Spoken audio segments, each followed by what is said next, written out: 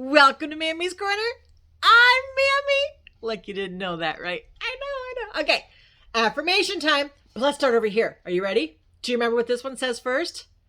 Not over here. Over here. All right, ready? Say it loud. I am kind. You can do better than that. Let's do it loud. I am kind. Very good. You are kind. Are you ready? To the next one. I am good. Very good. Say it again. I am good. Good job, because you are kind and you are good. Now, for this one, ready? Loud, children. Say it loud. I am loved. You are loved. Say it one more time, really loud. I am loved. You are loved. Good job. Who loves you? God loves you and Mammy loves you. Don't you ever forget that, my littles. Okay, so today, Mammy is going to continue in the Disney adventure stories. Shall we see what comes next? All right, let's take a look. Oh, don't forget, make sure you hit that thumbs up button because Mammy likes it when you like my videos. Gives me all warm and fuzzy inside. So don't forget, hit that like button. All right, let's see what's next. The Disney Adventure Stories brings to you the 101 Dalmatians, Lucky's Busy Afternoon. Do-do-do. All right, let's get going on this. Are you ready? Okay. Wait a minute. Are you sitting in your comfortable chair? Got your comfy blanket or your comfy pillow? Don't forget you need those. Make sure you pause this until you get everything ready and you're all comfy and cozy, maybe cuddling up to someone. All right, you ready? Here we go. Perdita and Pongo looked over at their puppies, who were curled up together in a sleeping basket. The two Dalmatians were going to a neighborhood party with their human pets, Roger and Anita. They called them human pets. Isn't that funny? It was a beautiful day, and Pongo was very excited. But he knew Perdita was worried. We won't be gone long, he promised. I'm just not sure we should leave the puppies, Perdita replied. Will Nanny be able to handle all 15 of them by herself? Pongo smiled at his little Dalmatians. They were sound asleep. What could possibly go wrong, he asked. The puppies are napping. Besides, Nanny can handle anything. You know, when people say that, you know something's going to happen. What's going to happen? Let's find out. Next page. Perdita nodded and followed Pongo outside. He's right, she told herself firmly. The puppies will be absolutely fine. They'll probably just sleep all afternoon. Before long, Rolly's paw hit Pepper's ear and woke him up. Then Patch nudged Lucky. A few minutes later, all 15 puppies were awake. They yawned, and stretched. The smell of fresh summer air made them want to go outside. Let's get Nanny to take us for a walk, Lucky said to the other puppies. That'd be fun, cried Patch. Yeah, good idea, Rolly added. A couple of the puppies grabbed a leash that was next to the basket. Then they all yipped as loudly as they could and waited for Nanny to come over. When Nanny heard the puppies barking, she went to see them right away. Oh, dear, she said as she looked into their big, hopeful eyes. You look like you want to go outside. The puppies scampered out of the basket and Nanny scooped them up. I don't think Pongo and Perdita would mind if we went for a walk, she said. Soon, Nanny and the Dalmatians were on their way. Let's go to the playground, Nanny said. It's the perfect spot for pups to play.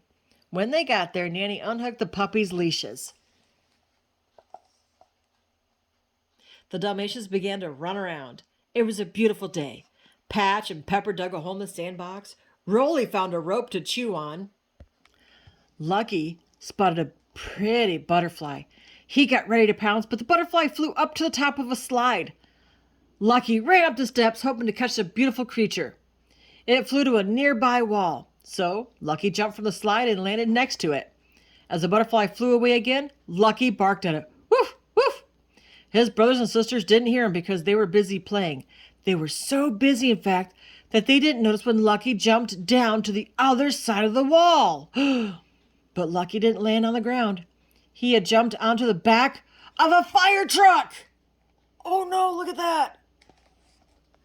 It started spinning down the road. Woo, woo, the sirens blared.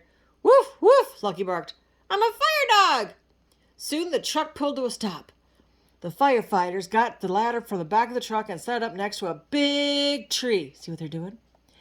A kitten was stuck in one of the branches. Lucky barked at it to come down, but it didn't understand. Lucky didn't want to make the kitten more nervous, so he jumped off the truck. It was time to go back to the playground anyway. Uh-oh, what's going to happen? On his way back, Lucky saw a little girl with curly red hair pushing a doll carriage. "A puppy!" she exclaimed. She reached down and picked him up. "You can be my new dolly," she said. Then she tied a bonnet to Lucky's head and dropped him into the carriage. "I'm going to keep you forever." "Grrr," Lucky growled. He didn't like being a doll. Besides, he had to get back to his family.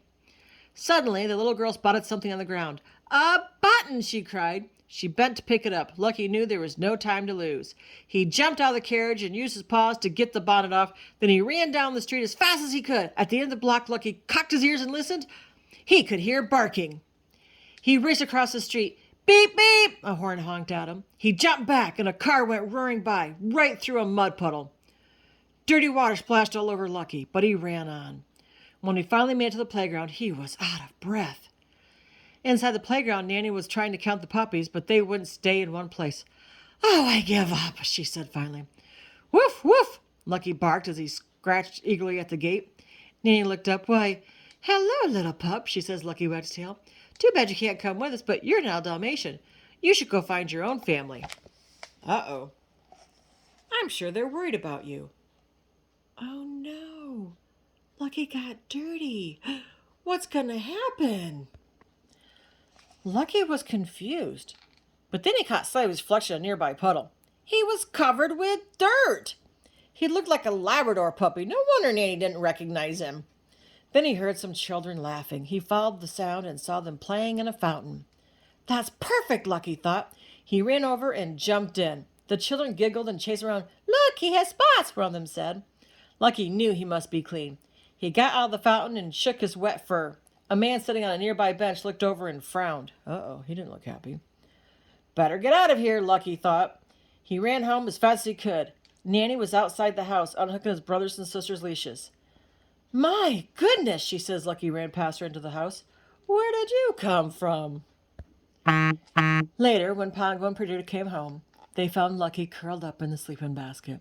"You see," Pongo whispered to Perdita, "they're all here. I told you nothing could go wrong." Lucky's even asleep again. He must have had a wonderful afternoon. The end. I hope you liked that story of Lucky's adventure. Wasn't that kind of cool he went out there? But you don't do that. You be good and you be kind and you stay where you're told to stay. I don't need you getting lost. Oh, man, that would be horrible. So this is the end of the story. I hope you've liked it. Again, please don't forget to hit that thumbs up thing. That way Mammy knows you like my stories. All right. That's right. It's time to say who loves you. God loves you. Who else loves you? Mammy loves you. Don't you forget it. But Mammy loves you bestest. Until next time, my littles, be good and be kind.